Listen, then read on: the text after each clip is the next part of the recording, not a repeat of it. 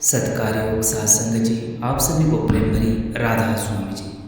सात्संग जी, आज 11 मार्च दिन बुधवार को हजूर महाराज जी ने मुंबई सत्संग घर में बहुत ही जोरदार सत्संग फरमाया। आज बाबा जी महाराज जी दर्शन देने नहीं आए जी। आज हजूर महाराज जी स्टेज पर 9:20 के आसपास आ गए थे जी। जब हजूर महाराज जी स्टेज पर आए उस समय बहुत ही प्यारे शब्द पढ़े जा रहे थे जी। सात्संग जी, शब्द थे भाग बढ़े जो संत पधारे। सात्संग जी, इन शब्दों के बाद हजूर महाराज जी ने आज 9:30 के आसपास सत्संग प्रारंभ कर दिया जी। आज हजूर महाराज जी ने तीसरी पातशाही की वाणी ली थी। वाणी थी जग जीवन साझा एको दाता। पर हजूर महाराज जी ने बहुत ही प्रेम और प्यार से सत्संग फरमाया। हजूर महाराज जी ने बहुत सरल और सहज ढंग से एक और मूल सत्य की ओर इशारा करते हुए फरमाया कि मालिक एक ही है, यहाँ कोई नई या अनसुनी बात नहीं है। हजूर महाराज जी फरमाते हैं कि संसार के हर धर्म और हर पवित्र ग्रंथ ने बार बार इसी सत्य को दोहराया है। वाणी में भी यही संदेश दिया गया है, सबना ज्यादा एको दाता सो में बिसर न जाए। अर्थात इस संसार के सभी जीवों को जीवन देने वाला वही एक दाता है और हमें उसे अपने दिल से कभी जुदा नहीं करना चाहिए। जब यह स्मरण हमारे भीतर बना रहता है तब इंसान सच्चे रास्ते पर टिक जाता है। हुजूर महाराज जी ने यह भी बताया कि यही सत्य बाइबल में भी व्यक्त किया गया है। आप जी फरमाते हैं कि लॉर्ड और God, the Lord is one. मुसलमान उसे रब उल आलमीन कहते हैं, यानी वहाँ परवरदिगार जो पूरी सृष्टि का पालन करने वाला है। हिंदू उसे ब्रह्मा या परमात्मा के रूप में याद करते हैं। ईसाई उसको गॉड कहकर बयान कर देते हैं। हजूर महाराज जी एक सरल उदाहरण देकर फरमाते हैं कि जैसे किसी घर को संभालने के लिए एक मुखिया होता है और किसी देश को चलाने के लिए एक प्रधानमंत्री होता है, ठीक उसी तरह इस पूरी सृष्टि का संरचना व इसकी पालन पोषण करने के लिए एक मालिक है। वही एक शक्ति जो इस संसार को चलाती है, उसे संभालती है और हर जीवन का पालन करती है। हजूर महाराज जी आगे फरमाते हैं कि जो भी इस संसार में जन्म लेता है वहाँ उसी मालिक की रचना है, लेकिन इंसान ने अपने स्वार्थ, अपने मोह और अपनी माया के वशीभूत होकर खुद ही अलग अलग पहचानें बना ली। हजूर महाराज जी उदाहरण के माध्यम से समझाते हैं कि जब हम छोटे होते हैं तो हमें एक नाम दे दिया जाता है। फिर जब हम पढ़ाई या किसी कामकाज के लिए दुनिया में जाते हैं तो अपने नाम के साथ और पहचान जोड़ लेते हैं। उसके बाद समाज, जाति, पैसा और दूसरे भेदभाव हमें और भी छोटे छोटे हिस्सों में बांटते चले जाते हैं। इतना ही नहीं, इंसान ने तो उस परमपिता परमात्मा को भी अपने अपने तरीके से आकार देने शुरू कर दिए हैं। परमात्मा को अलग अलग नाम और रूप दे दिए हैं, जबकि सच्चाई यही है कि उस परमपिता परमात्मा की असली हकीकत को हम लफ्ज़ों में पूरी तरह बयान ही नहीं कर सकते। किसी ने कहा कि मेरा खुदा सबसे बड़ा, किसी ने कहा कि गॉड सबसे बड़ा, लेकिन खुद की बात यहाँ है कि जिस धर्म का उद्देश्य इंसान को आपस में जोड़ता था, आज उसी धर्म के नाम पर सबसे अधिक विभाजन और भेदभाव और संघर्ष देखने को मिलता है। शायद ही कोई और कारण रहा हो जिसने मानवता को इतनी गहरी नफरत और टकराव की आग में झोंका हो जितना कि धर्म के नाम पर हुए झगड़ों ने किया है। इस गहरे विषय को और स्पष्ट करने के लिए हजूर महाराज जी ने संत कबीर साहब की अमर वाणी का उदाहरण देते हुए समझाया। हजूर महाराज जी फरमाते हैं कि कबीर साहब बहुत सरल लेकिन बेहद तीखे शब्दों में इंसान की भूल को सामने रखते हैं। कबीर साहब कहते हैं, हिंदू कहे मेरा राम प्यारा, तुर्क कहे रहमान, आपस में देवू लड़ मरते कऊ न करे पहचान। हजूर महाराज जी ने समझाया कि इन शब्दों में बहुत सच्चाई छिपी हुई है। आज तक इंसान उस परम सत्य को वास्तव में पहचान ही नहीं पाया। हर कोई अपने अपने तौर तरीके से उसे पुकारते हैं, उसे अपने नाम और अपनी परंपरा में सीमित कर देते हैं, लेकिन उसकी असली पहचान तक बहुत कम लोग पहुंच पाते हैं। हजूर ने साफ लफ्ज़ों में फरमाया कि जब तक हमारी इस दृष्टि में इंसान के बीच भेदभाव बना रहेगा, तब तक उस परम पिता परमात्मा की पहचान भी हमारे लिए अधूरी रहेगी। मालिक का अनुभव तभी संभव है जब हम हर व्यक्ति को समान सम्मान और समान दृष्टि से देखेंगे। अगर हमारे मन में किसी के लिए ऊंच नीच, भेदभाव या अलगाव की भावना है, तो समझ लीजिए कि हम अभी उस सच्चाई से बहुत कोसों दूर हैं। वह परमात्मा तो वही है जो हर जीव को जीवन देता है। उस परमपिता परमात्मा की नज़र में कोई छोटा या बड़ा नहीं होता, कोई अपना या पराया नहीं होता। हजूर ने इसे एक बहुत ही सरल उदाहरण के जरिए समझाया। आप जी फरमाते हैं कि जैसे एक बिजली से असंख्य प्रकार के उपकरण चलते हैं। कोई पंखा बनवा कर हवा देता है, कोई बल्ब बनवा कर प्रकाश देता है, कोई मशीन बनकर काम करता है। हर उपकरण का रूप और कार्य अलग अलग होते हैं, लेकिन शक्ति का स्रोत एक ही होता है। ठीक उसी माध्यम से इस सृष्टि में भी परमात्मा एक ही है, पर उसकी रचना अनगिनत रूपों में दिखाई देती है। अलग अलग जीव, अलग अलग रूप, अलग अलग प्रकृति, लेकिन सबसे पीछे वही एक शक्ति कार्य कर रही होती है, जो कि पूरे संसार को चला रही है। इसी भाव को वाणी में भी बहुत ही सुंदर तरीके से व्यक्त किया गया। आगे हरि रंग है, आपे बहुरंग, ज्योति सुभावे नानका साईं गल चंगी। हजूर महाराज जी समझाते हैं कि असल में परमात्मा तो एक ही है, और उसी एक से यह धुन, यह ज्योति और यह सारा प्रकाश प्रकट हुआ है। उसी की शक्ति से सारा विस्तार हमें दिखाई देता है। इसलिए कबीर साहब ने भी कहा है, अवल अल्लाह नूर उपाया, कुदरत के सब बंदे, एक नूर ते सब जग उपजा, कौन भले कौन मंदे। आप जी फरमाते हैं कि संगत को समझाते हुए कहते हैं कि हमें चीज़ों को सतह पर देखकर ही संतुष्ट नहीं हो जाना चाहिए। हमें उस मूल तक पहुंचने की कोशिश करनी है, जहाँ से यह पूरी सृष्टि प्रारंभ हुई। जब सृष्टि की शुरुआत हुई तो सबसे पहले एक महान शक्ति का विस्फोट हुआ, उसी से ऊर्जा प्रकट हुई और उसी से ध्वनि का उदय हुआ, प्रारंभ हुआ। अब अलग अलग धर्म और परंपराएं उसी सत्य को अपने अपने तौर तरीके से समझाने का यत्न करती है, प्रयत्न करती है। विज्ञान भी यही स्वीकार करता है कि ब्रह्मांड की रचना एक विशाल विस्फोट से हुई, जहाँ से प्रकाश और ऊर्जा का विस्तार हुआ। धार्मिक ग्रंथ में भी उसी दिव्य ज्योति और उस दिव्य प्रकाश का उल्लेख मिलता है। लेकिन समस्या यहाँ आन खड़ी कि हमारी सोच का दायरा बहुत छोटा और बहुत सीमित है। हम उस विशाल सत्य को समझने की कोशिश करने के बजाय छोटे छोटे रूपों में और परंपराओं में उलझकर रह जाते हैं। हम मंदिरों में जाते हैं, वहाँ दीपक जलाते हैं और शंख बजाते हैं।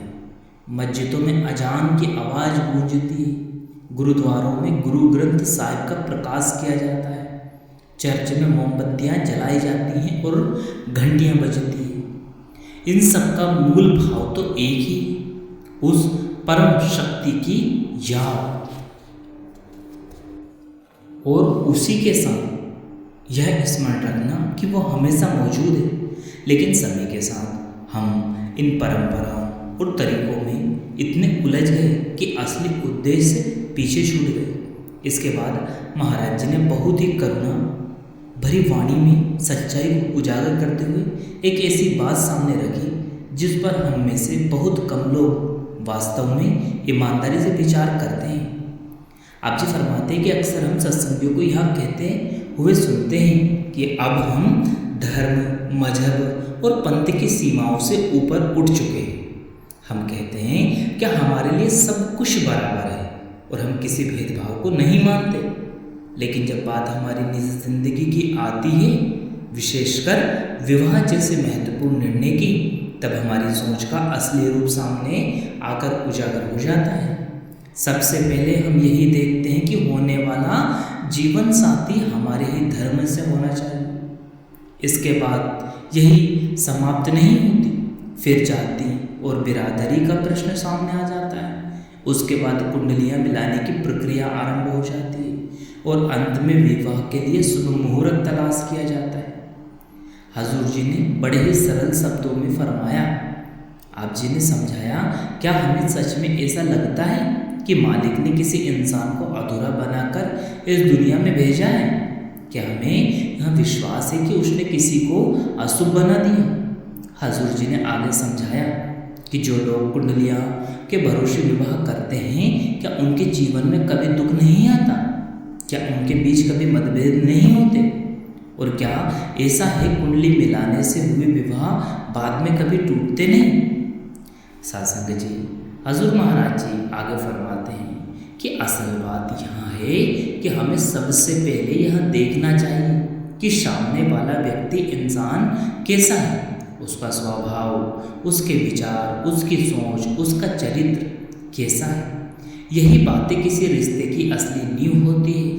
लेकिन दुर्भाग्यवश हम इन्हीं बातों को सबसे ज़्यादा नज़रअंदाज कर बैठते हैं। सासंग जी, हजूर महाराज जी आगे समझाते हैं कि यह भी कहा कि आजकल तो एक और अजीब प्रवृत्ति देखने को मिलती है। आगे कहते हैं कि लोग अपनी दुकान और कार्यस्थलों पर 3-3, 4-4 संत महात्माओं की तस्वीर लगा लेते हैं। कहीं कहीं देवताओं की मूर्ति सजा देते हैं और मन में यही सोच बैठते हैं कि अगर एक ने हमारी बात ना सुनी तो शायद दूसरा सुन लेगा और हमारा कारोबार चल पड़ेगा। हजूर महाराज जी ने स्पष्ट किया कि यह हमारे मन का सिर्फ भ्रम और सिर्फ उलझन है और कुछ नहीं। हमने मालिक को भी टुकड़ों में बांट कर रख दिया है, जबकि असल सच्चाई यहाँ है कि मालिक केवल और केवल एक है। वही एक ओंकार है, वही एक सत्य है और उसी सत्य से सब कुछ चलता है।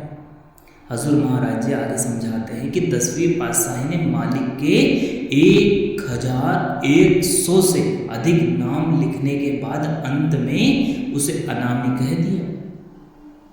आप जी आगे फरमाते हैं कि एक ओंकार यानी कि वह मालिक एक है, उसका नाम, उसका कोई रंग, उसका कोई रूप कुछ नहीं। हजूर जी ने आगे समझाते हुए फरमाया कि मालिक किसी आकार या रूप में बंधा हुआ नहीं है, वो निराकार है, अनामी है और वही शब्द के रूप में प्रकट होता है। फिर हजूर महाराज जी ने अत्यंत सरल शब्दों में वास्तविक अर्थ को समझाते हुए फरमाया। हजूर कहते हैं कि शब्द कोई बाहरी ध्वनि या बोला हुआ लफ्ज नहीं है, बल्कि एक जीवित शक्ति है जो हमारे इसी जीवंत शरीर के भीतर विद्यमान है, मौजूद है। जब यही शक्ति शरीर को छोड़ देती है तो हम उस अवस्था को मृत्यु कह देते हैं। हजूर महाराज जी आगे फरमाते हुए समझाते हैं कि अब अगला प्रश्न यह है कि इस शब्द की पहचान कैसे की जाए। हजूर महाराज जी इस विषय को आगे समझाते हुए फरमाते हैं कि उस परम सत्य की पहचान अपने आप नहीं होनी। यह समझ तभी आती है जब संत सद्गुरु विशेष दया महर करके हमारी संभाल करता, हमें नाम देता है। उनकी कृपा के बिना इंसान वास्तविकता को जान ही नहीं सकता। इसके बाद हजूर ने एक बहुत ही गूढ़ रहस्य को प्रकट करते हुए संगत के सामने रखा। हजूर महाराज जी फरमाते हैं कि असल में शब्द की सच्चा गुरु और आत्मा उसकी शिष्य है। यही बात वाणी में भी कही गई है कि शब्द गुरु सुरत धुन चेला। हजूर महाराज जी आगे समझाते हुए फरमाते हैं कि असली गुरु कोई बाहरी रूप नहीं, बल्कि वह दिव्य शब्द है जो हमारे अंदर मौजूद है। उसी को पहचाना और उसी से जुड़ना है इस मार्ग का उद्देश्य है। लेकिन अक्सर हम इस बात को समझ नहीं पाते। हम क्या करते हैं, जो व्यक्ति हमारे सामने बैठा होता है उसी के आगे हम सिर झुकाना शुरू कर देते हैं और उसी को सब कुछ मान लेते हैं। हजूर महाराज जी ने यह स्पष्ट रूप से कहा कि स्वामी जी महाराज जी की वाणी का स्मरण कराया कि उन्होंने कहा कि स्वामी जी ने कहा था कि गुरु मोहे अपना रूप दिखाओ।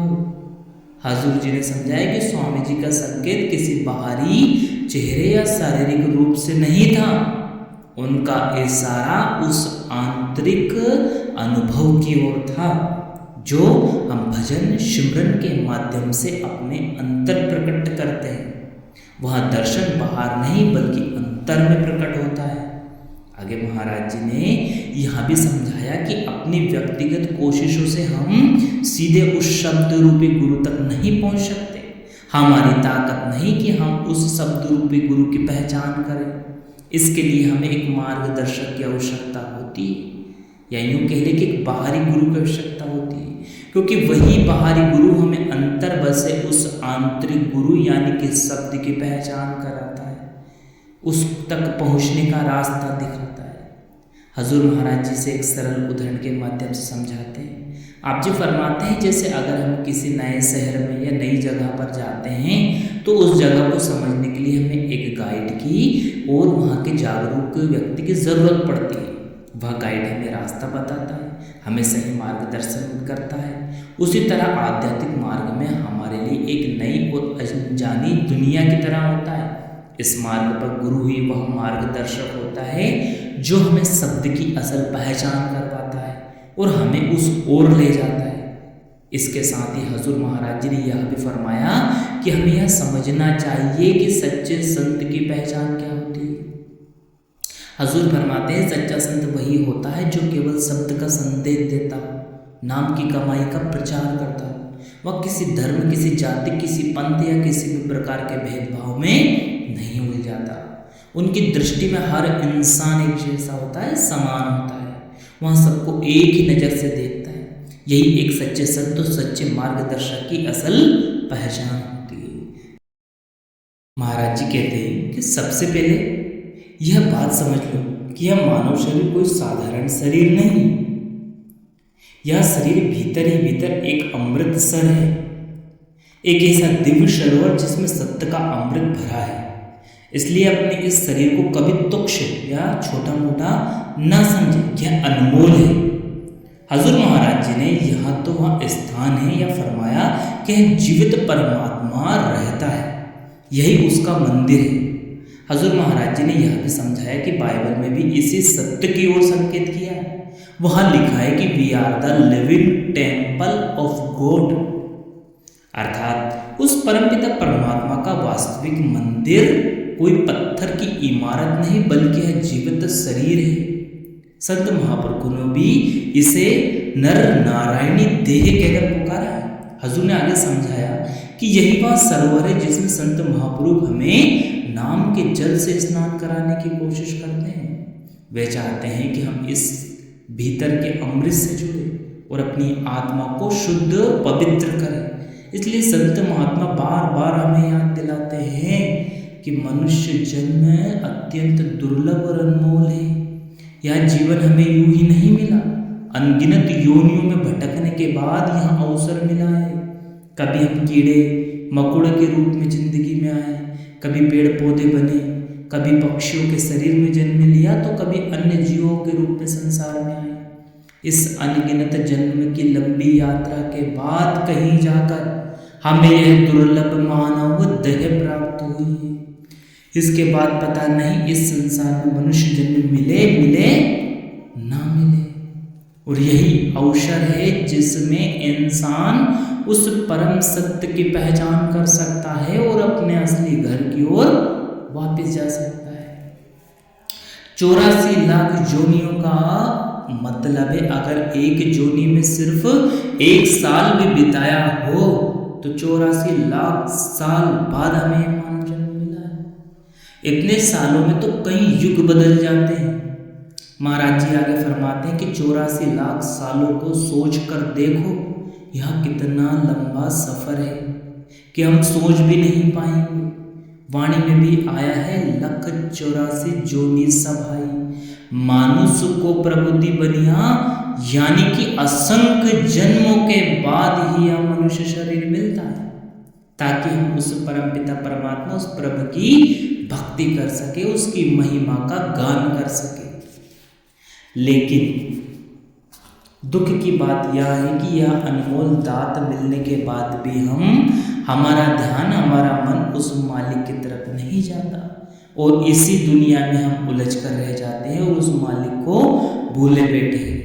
दुनिया में अगर सबसे जरूरी कोई काम है तो उस परमपिता परमात्मा को याद करना, उसका नाम लेना, क्योंकि अंत में छुटकारा हमारा सिर्फ और सिर्फ मालिक के नाम से ही हो पाएगा। हजूर ने आगे बड़े ही गहरे भाव को समझाते हुए फरमाया कि आज मनुष्य ने विज्ञान के सहारे असंभव मानी जाने वाली सीमाओं को भी पार कर लिया।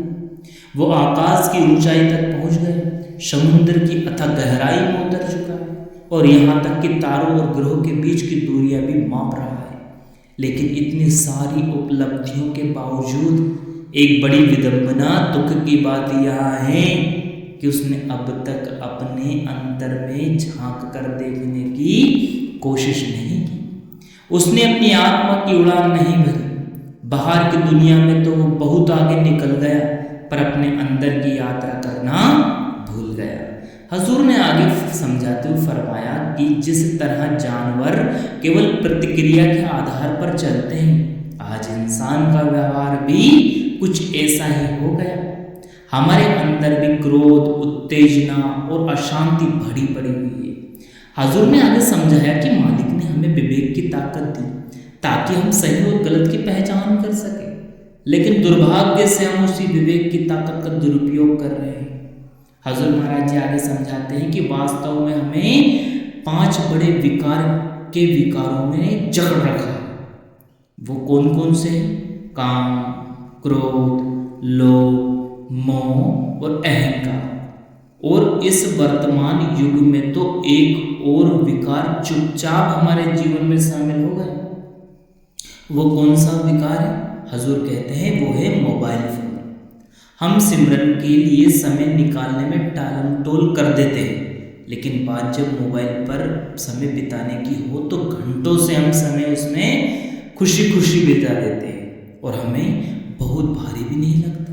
सुबह आँख खुलती है, मोबाइल हाथ में, रात को सोने से पहले मोबाइल हाथ में। तो हजूर ने प्रश्न किया कि हम यह सही समय भजन शिविर में नहीं लगा सकते? क्या इसी समय को हम यहाँ से घटाकर कम करके हम भजन बंदगी नहीं कर सकते? स्थिति तो यहाँ हो गई कि अगर किसी दिन मोबाइल हाथ में ना आए तो मन बेचैन हो जाता है, घबराहट होने लगती है, दिल की धड़कन बढ़ जाती है। आगे हजूर समझाते हैं कि आज हम कह देते हैं कि भजन सिमरन में हमारा तो ध्यान ही नहीं लगता। हजूर बोले साधना यानी कि भजन बंदगी करते वक्त ध्यान को कहाँ केंद्रित करना है? हजूर फरमाते हैं कि साधक को अपना ध्यान तीसरे नेत्र पर टिकाना है।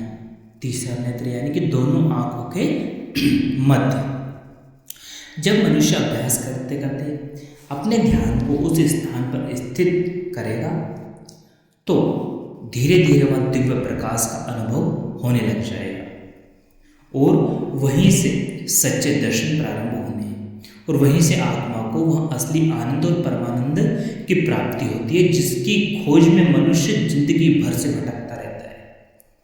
सत्संग जी आगे हजूर ने यह भी समझाया कि केवल पढ़ते रहने या सुनने रहने से आध्यात्मिक उन्नति नहीं होने वाली। यदि ज्ञान केवल शब्दों तक ही सीमित रहता और जीवन में उतर ना पाए तो उसका कोई वास्तविक लाभ नहीं होता।